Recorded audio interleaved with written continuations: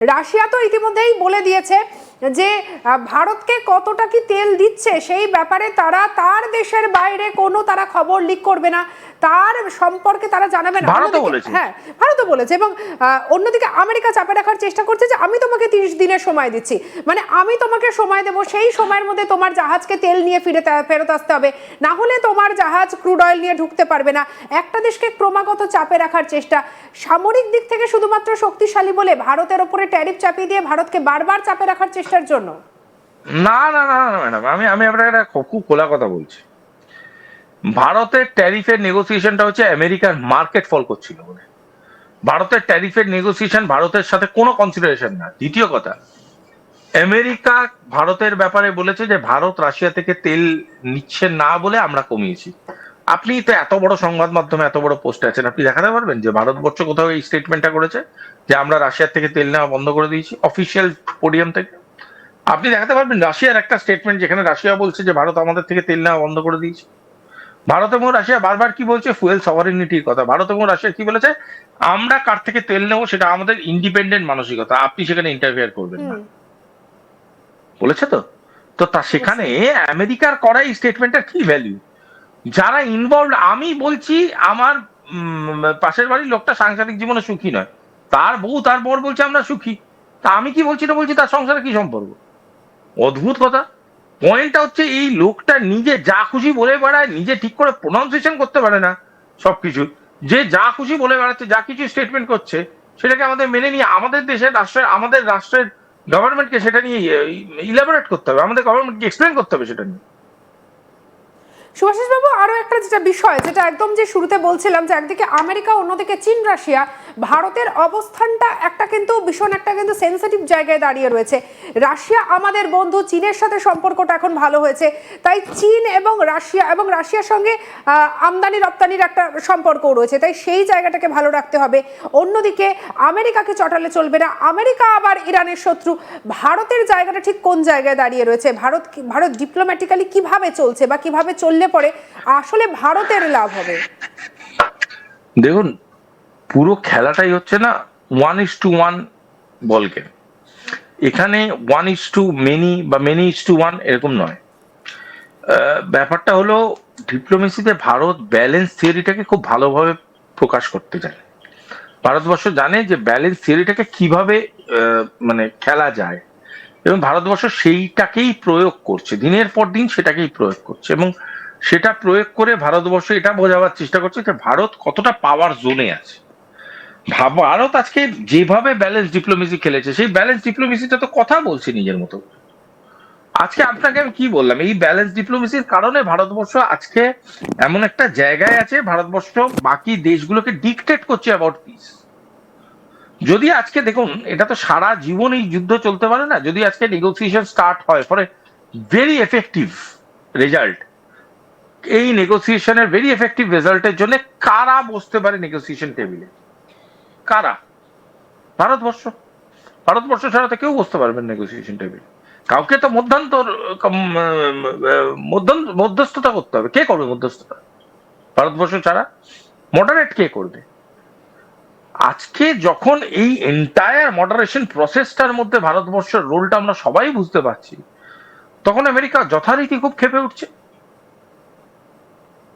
তারা তো ডিক্টেটরশিপটা চালাতে চাইছে না, সেটাই পার্থক্য।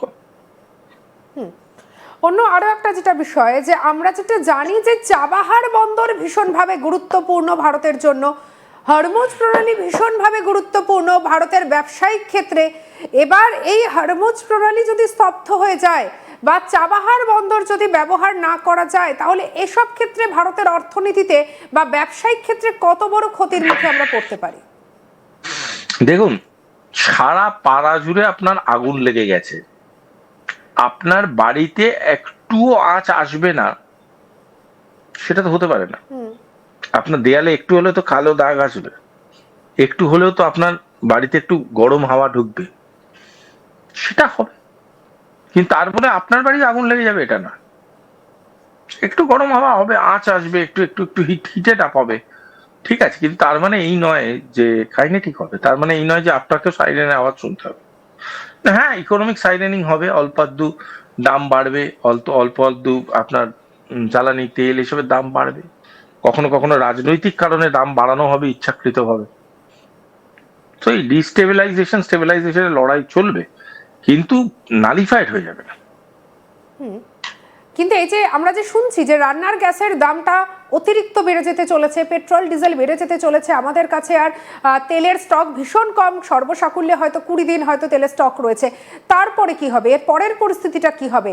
ভারত কি তাহলে, আর যদি জাহাজগুলো এসে যদি ভারতে না পৌঁছায়, যদি ক্রুড অয়েল না পৌঁছায়, তাহলে কি ভারতও কি স্তব্ধ হয়ে যেতে পারে? কিচ্ছু হবে না, মেন অ্যাট ওয়ার্ক, কিচ্ছু হবে না। যাদের কাজ করার তারা কাজ করছে, যাদের নেগোসিয়েট করার তারা নেগোসিয়েট করছে। কিছু কিছু টিম বাইরে গিয়ে নেগোসিয়েট করে আসছে, কিছু টিম দেশে নেগোসিয়েট করছে। ইন্ডিয়া বাইলাইন থিওরিতে বিশ্বাস করে, প্রচুর রকমের লাইনিং আছে ইন্ডিয়া, ঠিক কিছু না কিছু ব্যবস্থা করে নেবে ইন্ডিয়া। যা এতদিন ধরে যাদের সাথে রিলেশন করেছে এমনি এমনি করে না, সেগুলোকে ব্যবহার করবে বলেই করছে, করে নেবে, চিন্তা করবে না। এবারে ইরানের থেকে তো তেল নেওয়া ভারত প্রায় কমিয়ে দিয়েছে, যেটা আমি একদম শুরুতেই বলছিলাম যে 0.04%, যদি আমরা দেখি যে শেষ অর্থবর্ষে ইরানের থেকে তেল আমদানির হিসাবটা, কিন্তু সম্পূর্ণভাবে ইরানকে কেন সাইডলাইন ভারত করতে পারছে না? সমস্যাটা কোথায় থাকছে?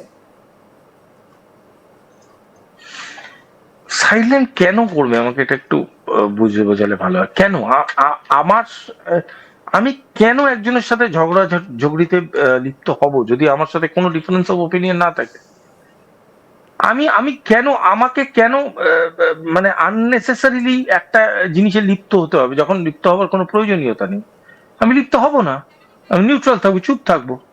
আমি কেন স্ট্রাইক করতে যাব হঠাৎ করে? আমেরিকার মনে হয়েছে আমেরিকা লিপ্ত হয়েছে। পৃথিবীতে 200টা দেশ, কেন আমেরিকা ইসরায়েল যুদ্ধ করছে? রাশিয়া ইউক্রেন যুদ্ধ করছে, তাদের ব্যাপার। আমি করব না, আমার মনে হচ্ছে না, আমি যাবো না। আমি কানেটিকে ইন্ডিয়া যাবো না। আমি তো চাইলে পাকিস্তানকে হিট করতে হবে, করেছি কি? আমরা রিটালিয়েট করেছি, আমরা হিট করিনি, আমরা করবো না। আরে এটা একটা বিরাট ইকোনমিক লস। কাইনেটিক এনগেজমেন্টে একটা দেশ ধূলিসাৎ হয়ে যেতে পারে ইকোনমিক্যালি। কিন্তু যে প্রতিবেশী দেশ পাকিস্তানের সঙ্গে ভারতের এত সমস্যা, সেই পাকিস্তানকে তো বারবার সমর্থন করে এসেছে খামেনি। বারবার তো আমরা দেখেছি যে ইরান তো এসে পাকিস্তানের পাশে দাঁড়িয়েছে। সে আমরা 370 ধারা বিলোপের সময়ের কথা বলি, সে আমরা আমাদের লাস্ট অ্যাটাকের কথা বলি। এটা খামেনির পলিটিক্যাল আউটলুক। আমরা খামেনির পলিটিক্যাল আউটলুককে তো জাস্টিফাই করতে পারবো। খামেনির আউটলুক, খামেনিকে যা মনে হয়েছে খামেনি করেছে। খামেনি মনে হচ্ছে terrorism in Pakistan is justified, Khamenei করেছে।